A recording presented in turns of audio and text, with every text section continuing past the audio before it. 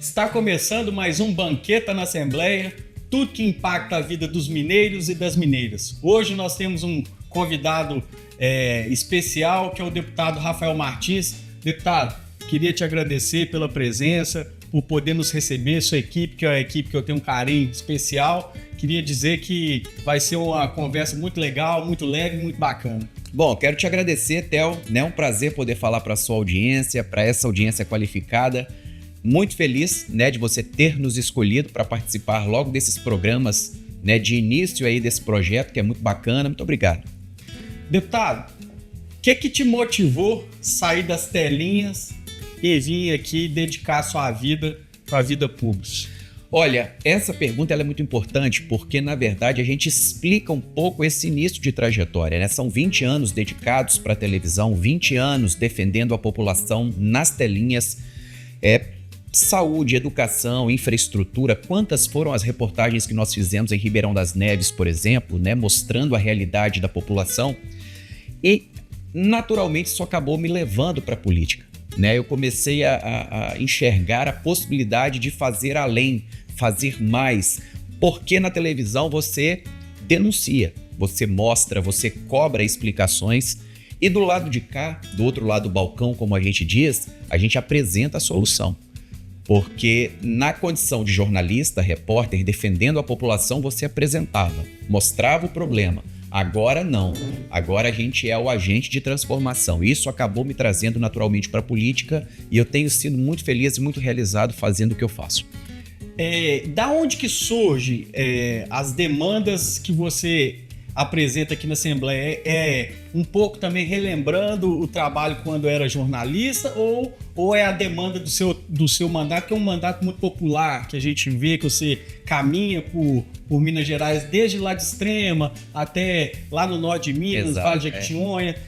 A gente anda pra caramba, né? Sim, eu tava fazendo um cálculo outro dia, o que a gente roda de quilometragem por mês, somando o primeiro mandato e os anos do segundo mandato, já daria para a gente ir à Lua e quase retornar para a Terra. Ou seja, os milhares de quilômetros que nos levariam à Lua, a gente já rodou eles. Então, a gente roda muito e as demandas acabam surgindo assim, naturalmente, né? Você tropeça numa demanda, porque são muitos os problemas, são muitas as necessidades, as carências. Então, você, só de sair de dentro do gabinete, você já está tropeçando em problemas. Só não enxerga as demandas quem fica aqui dentro. Quem está lá fora, que é o que a gente faz na condição de deputado atuante e também o que a gente fazia como repórter, isso aí te faz encontrar com as demandas. Agora, claro, fora isso, nós temos uma equipe muito competente, temos assessores muito qualificados, antenados, e eu digo que eu sou mais um deles, sabe? Porque todos aqui teriam condição de estar na cadeira do deputado, porque são todos preparados e todos com o olhar voltado para ajudar as pessoas. Então a demanda chega de todas as formas que você imaginar. E Minas é muito peculiar, porque Minas, ela assim, são muitas culturas, né? No próprio estado, né? É diferente demais, né? Minas Gerais, para quem não sabe, é do tamanho da França. Minas Gerais é um país, cara. Então você tá lá no norte de Minas, tem um sotaque. No sul de Minas é outro sotaque completamente diferente. Triângulo Mineiro, né? Então eu fico assim, muito privilegiado. Eu me sinto privilegiado de poder ser deputado e rodar por esse estado tão rico e tão bonito, sabe? Culinária, o jeito de ser, né? De vestir das pessoas, de cumprimentar, de abordar na rua, é muito legal e é muita riqueza, sabe? Então eu me sinto um privilegiado e faço por onde. Ontem eu ouvi um amigo meu me falar um negócio que me chamou muita atenção. Ele falou: Rafael, você tem completa devoção pelo seu mandato, e tem mesmo. Cara, eu sou um cara que tem devoção pelo meu mandato. Eu faço com amor, como se fosse sacerdócio, sabe? E na hora que ele me falou isso, eu falei: cara, se tem alguém me enxergando assim, eu tô mais realizado ainda, porque isso é tudo que eu queria. Mas isso eu falo muito, que política, a gente precisa de pessoas com vocação para política, né? Não só apenas assumir um mandato, né?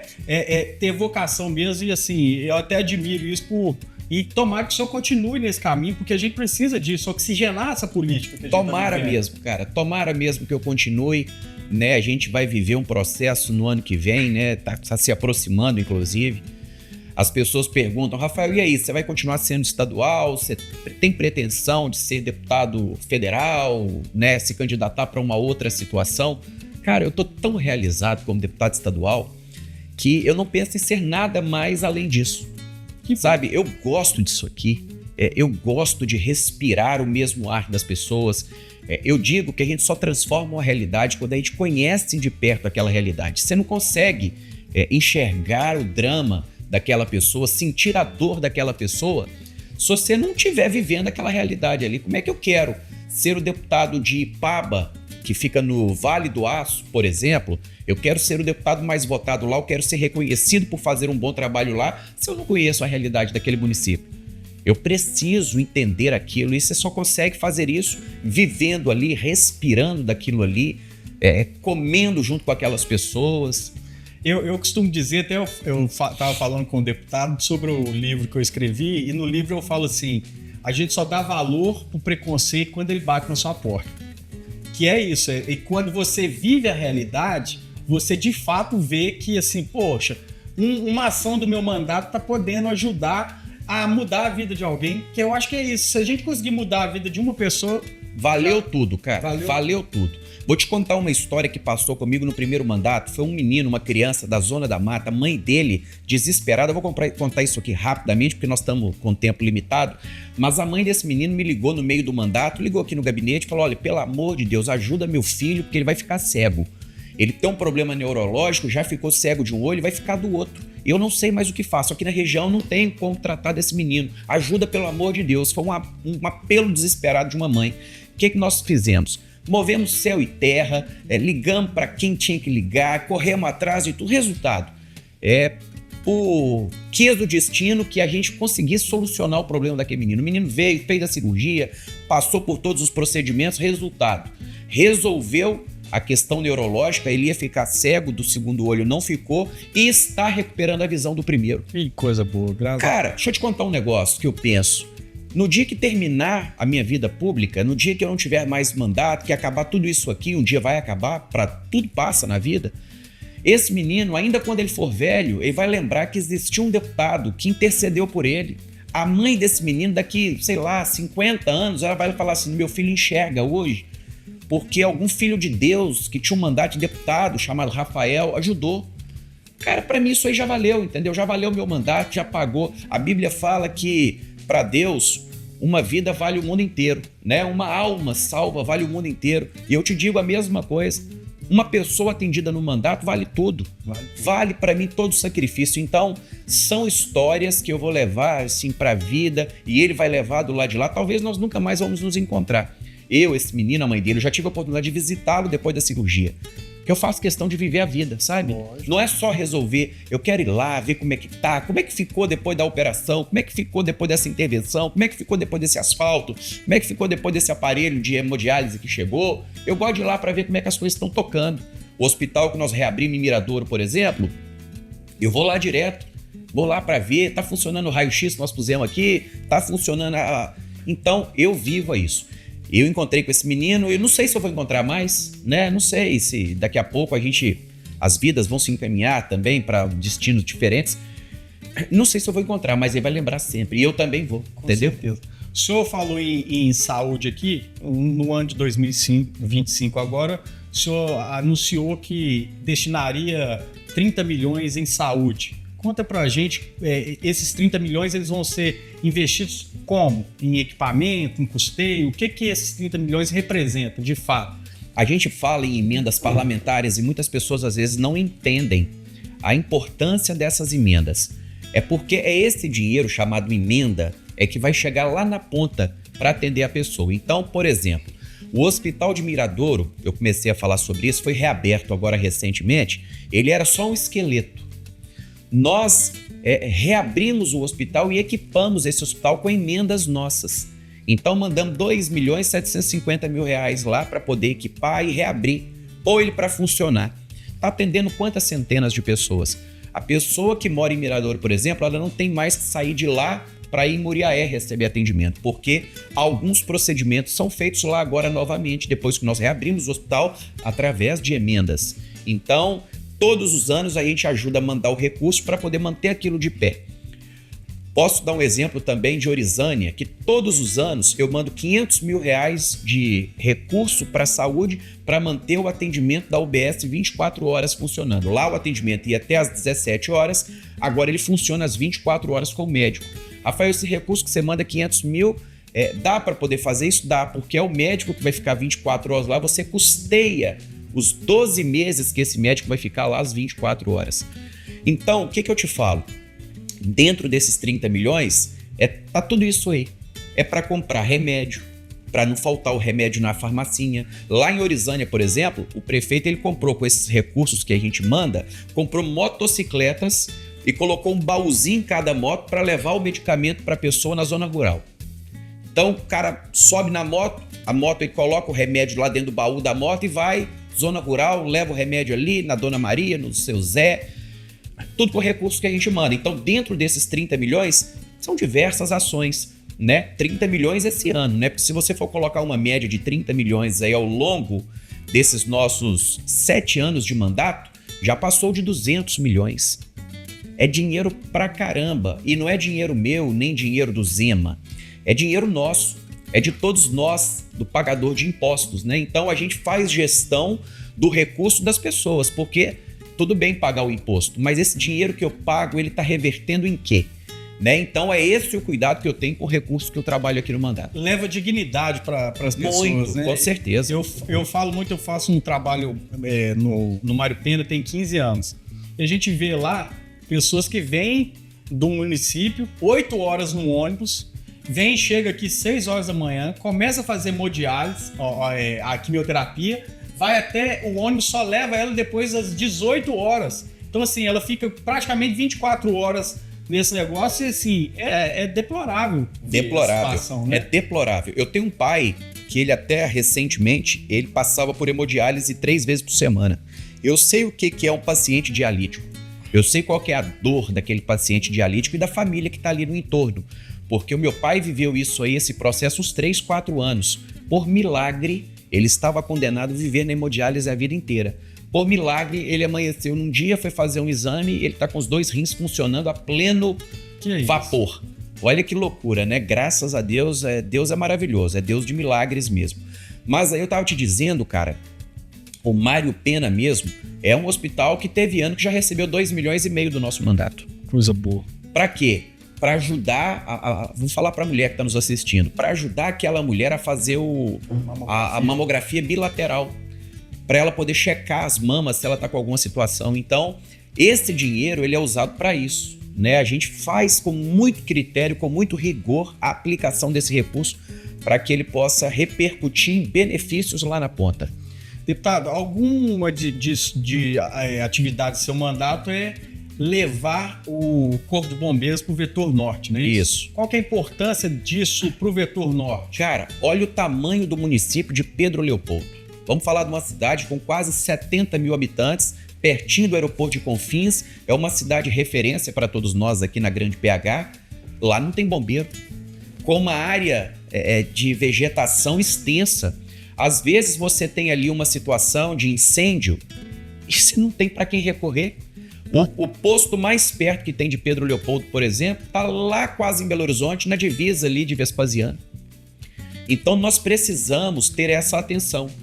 Agora, por que Pedro Leopoldo, Rafael? E por que o bombeiro, especificamente? Porque foi uma das demandas que eu tropecei na rua. Eu estava, né, em Pedro Leopoldo, agora, né, até interessante falar aqui, eu estou morando lá há 3 anos e meio. E aí, conversando com amigos da cidade, Rafael, nós temos uma carência de bombeiros aqui na cidade que vai atender. Porque Pedro Leopoldo acaba sendo ali referência para Matozinhos, São José da Lapa, Capim Branco, Prudente de Moraes, Funilândia, tudo Pedro Leopoldo.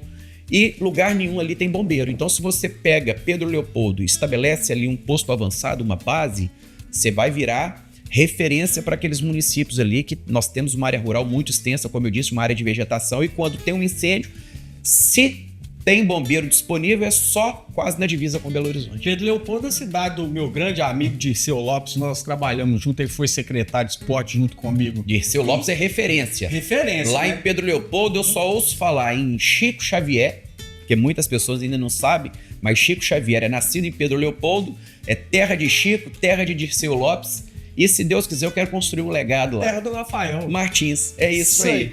Deputado, durante as chuvas do Vale do Aço, o senhor teve uma atuação, né, importante na presença de momentos lá. O que você acha que isso pode, com a experiência que o senhor teve lá, você pode desenvolver projetos que podem minimizar algum tipo de impacto nas chuvas no estado inteiro? O mandato ele tem que servir na alegria e na tristeza, né? O mandato de deputado, e não só de deputado, mas qualquer mandato público que a gente exerça, ele tem que ser na alegria e na tristeza. Eu digo na tristeza porque quando nós temos desastres como esses aí de Ipatinga, a gente precisa estar presente com a população. Eu tenho votação na cidade, eu tenho apoio, eu tenho a confiança de muitas pessoas, e quando eu tenho oportunidade de estar solidariamente ali naquele município que é afetado por alguma intercorrência, né, por alguma tragédia, por algum desastre, eu procuro estar junto também. Isso é muito importante. Agora, essa vivência de perto é que nos abre os olhos para poder pensar políticas públicas para solucionar, né? Então nós temos hoje um estado com muitas encostas, com muitas áreas condenadas, inclusive, pela Defesa Civil, né, que não poderiam mais servir de espaço para abrigar moradias, mas infelizmente nós ainda temos um déficit habitacional muito grande no estado e a gente trabalha para poder buscar dignidade para essas pessoas. É uma das nossas bandeiras aqui, inclusive, nessa pauta de moradia, essa pauta de regularização de moradias. Nós trabalhamos com muito afinco, investimos muitos recursos para poder atuar nessa área de garantir legitimidade de moradias. Documento, registro, verificar se aquilo ali está em condição de abrigar pessoas vivendo. Então a gente, mas é como eu disse, é só conhecendo a realidade das pessoas que vivem lá na ponta, na dificuldade, no sacrifício, que a gente vai conseguir transformar isso minimamente, né? Porque também não é nada que você mude de um ano para o outro ou de 2 anos para o outro. Isso aí é uma herança que nós temos que carregar, né? De décadas que vieram acontecendo, mas a gente não vai resolver isso também com 2, 3 anos. A gente precisa ter um trabalho sério, efetivo, sem proselitismo, sem demagogia, para ajudar a resolver isso. O trabalho perene de um mandato, ele vale muito, né? Porque, assim, o senhor já está no 2º mandato, se Deus quiser indo para o 3º, o senhor tem um recall, né? De falar assim, olha, naquela região ali eu atuei dessa forma, aqui eu fiz assim. Então é uma coisa muito ampla que você pode ajudar muitas pessoas. Deputado, tem um projeto do senhor que é sobre a questão do assédio às mulheres, não é isso? Para minimizar. Explica pra gente a importância desse projeto e o que o senhor pensa dessa questão do assédio das mulheres que cada vez mais tem acontecido. Essa pauta ela é muito cara para nós e a gente se preocupa muito com isso porque não é pelo projeto em si que nós temos. Que esse projeto nosso, inclusive, ele nasceu naquele episódio que aconteceu envolvendo o jogador Daniel Alves. A gente desenvolveu um projeto aqui, apresentou um projeto na Assembleia para ajudar, né, a proteger as mulheres em ambientes de eventos, mas não é pelo projeto em si, sabe? Eu acho que é uma bandeira que todos nós deveríamos carregar, porque, de fato, é um fenômeno muito comum, mais comum do que a gente pensa. O assédio, a questão da violência contra a mulher, né, que acaba culminando no feminicídio. Então, pra você ter ideia, agora, recentemente, nós entregamos uma viatura que foi para a delegacia de feminicídio, né? Porque nós temos essa preocupação. Tem que estruturar quem combate. Nós temos que pensar projetos de leis importantes que vão ajudar a garantir proteção das mulheres, com certeza, como esse que nós temos na Assembleia, que foi provado por unanimidade. Agora nós temos que pensar também em estruturar as políticas públicas que já existem para ajudar no combate à violência contra a mulher, para que a gente evite, né, o desfecho lamentável que muitas vezes acontecem do feminicídio. Chegar a vias de fato, né, da mulher acabar pagando com a própria vida. Você viu lá no elevador agora, recentemente, aquele caso muito terrível daquele cara que socou a mulher por mais de 60 vezes. Né? Aquilo ali... em hipótese nenhuma pode ser aceito, sabe? A legislação ela tem que ser mais dura, ela tem que inibir mais, porque o camarada que faz um negócio desse, ele não pode ficar impune, E assim, hoje eu estava vendo a importância de ter o apoio e qualificar as medidas de segurança também, as polícias, né? Hoje eu ouvi uma entrevista que a mulher ligou pro 190 e falou assim, é da farmácia? Aí na hora que falou assim, o policial teve a sensatez e falou, não, tá acontecendo alguma coisa? Ela, sim, eu tô querendo pedir um remédio. Aí o policial falou assim, não, então tá, responde sim ou não, você tá sendo agredida? Aí ela, sim, ele está com a arma? Ela falou, sim. Aí ela virou e falou assim, eu quero uma Novalgina. Aí ele falou assim, fale de quanto... eu vou te perguntar e você fala pelas gramas, qual que é o impacto que está sendo da violência aí? Você quer de 10 gramas, 20 gramas ou 30 gramas? Aí ela falou 30 gramas. Enquanto estava conversando, a polícia foi lá, pegou e ela ligou de novo, falando, agradecendo. Aí. Então você pega que uma pessoa foi bem qualificada e foi astuta de entender o código. Exatamente, é isso aí, cara. Né?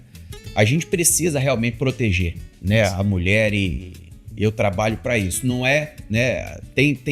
Eu já ouvi falar que eu não tenho lugar de fala, né? Porque eu não sinto a dor e nem sou mulher, né? Para poder liderar um processo como esse. Mas não tem que, né? Aqui acho que todos temos lugar de fala, porque esse é um problema que a gente precisa combater e unindo todos os esforços, né? Deputado, tem um outro projeto do senhor que é das hortas comunitárias nas escolas. Esse projeto ele visa a melhoria da alimentação do aluno e também de informar ele, né? Conta para nós um pouquinho o que é isso. Se você for lá na minha casa, você vai ver que tem horta lá. Tem um negócio que me agrada, é o tal da hortinha. Não é bom? Para mim é terapêutico, né? Você fazer uma horta em casa, eu tenho lá meu pezinho de couve, tem pezinho de alface, de várias coisas, até de pimenta tem. Então eu acho assim que é uma coisa tão simples, tão lúdica, tão pedagógica, que a gente precisa incentivar isso nas escolas, além, é claro, de servir, né, para ajudar na alimentação daquelas crianças e adolescentes que estão ali nas escolas públicas estaduais e municipais. Quando eu era vereador em Belo Horizonte, nós iniciamos com essa ideia. Nós aprovamos um projeto em Belo Horizonte tão legal que era das hortas comunitárias, ou seja, todo o terreno que estivesse disponível e que fosse da Prefeitura de Belo Horizonte, aquele terreno serviria para um canteiro onde se produziria uma horta, hortaliças. Então, por exemplo, eu sou lá do bairro Pompeia, na região leste de Belo Horizonte. Aí eu tô lá no bairro Pompeia e eu tô vendo ali debaixo daquela torre de transmissão, não pode ser construído nada ali. E tá lá, um espaço devoluto que é da prefeitura, não é usado para nada, apenas para depósito, descarte de lixo. O camarada da associação do bairro, por exemplo, vai lá na prefeitura e fala assim, opa, prefeitura, você tem um terreno aqui, eu tenho uma associação no bairro Pompeia, e eu gostaria de desenvolver ali uma horta comunitária. Este projeto estabeleceu algumas regras para que essa pessoa pudesse usufruir daquele terreno público ali. Muito legal.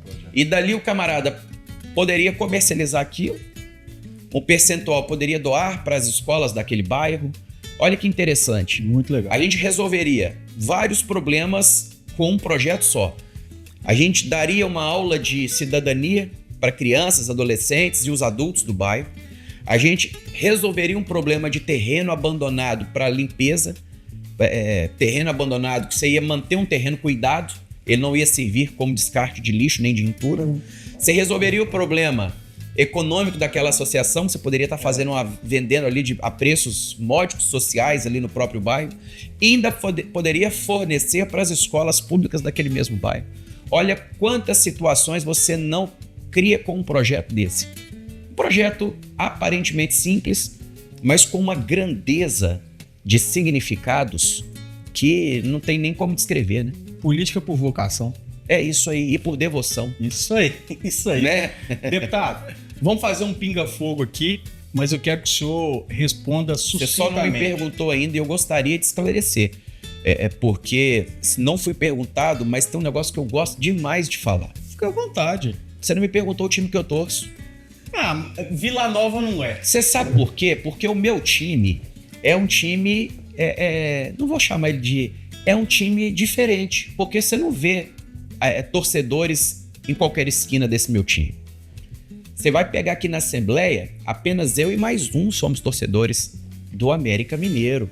Então, assim, nós temos que falar disso. Você vai pegar nos gabinetes, você tem torcedor de Atlético, torcedor de Cruzeiro, torcedor de Flamengo. Deve ter mais deputado flamenguista do que americano. Então eu gosto de falar que eu sou América, porque nós somos tão poucos, mas nós somos muito orgulhosos de sermos América, tá? Então tem lá no hino do Cruzeiro que eu vivo cheio de vaidade, mas vaidoso mesmo é o torcedor do América. Porque é americano e gosta de falar que é americano. Quer vaidade maior do que essa? Um time que tá lutando pra não cair pra Série C? Né? Mas tá aí, tá dado o recado, tá? Rafael Martins, quando for falar de futebol, é América. Agora futebol nós não podemos entrar muito não, senão eu vou querer comparar o seu futebol com o Dirceu Lopes aí. Não, aí esquece. Dirceu Lopes foi príncipe, né? É príncipe. Deixa eu te falar, deputado. Então, um pinga-fogo aqui, nós vamos ser bastante sucintos nas suas perguntas, nas suas respostas, para que você também não tenha tempo de pensar. Beleza. Um político. JK. Um estadista. Ulisses Guimarães. Um lugar de Minas que todo mundo tem que conhecer. A Zona da Mata. Um livro. Guimarães Rosa. Qualquer de Guimarães Rosa. Eu não quero fazer juízo de valor aqui, não. É porque o senhor não leu o meu ainda. Não ia deixar essa. Um filme. Titanic. Uma coisa que você quer realizar fora da política. Eu sou tão realizado, cara. Mas ser campeão brasileiro primeiro. Não, ver minha família saudável e feliz. Isso é muito importante. E por fim, o que você quer deixar de legado no seu mandato? Honestidade. Pessoal, estamos encerrando aqui o Banqueta na Assembleia. Tudo que impacta a vida dos mineiros e das mineiras. Hoje, com o deputado Rafael Martins, cara fera, sensacional, cara do bem, carismático. Deputado, queria te agradecer. Obrigado. Carismático é você, viu, bicho? Que é isso, obrigado. Parabéns, sucesso, vai longe. Esse cara aqui, ó, sensacional. Viu? Obrigado. TV Banqueta, o canal do povo novalimense.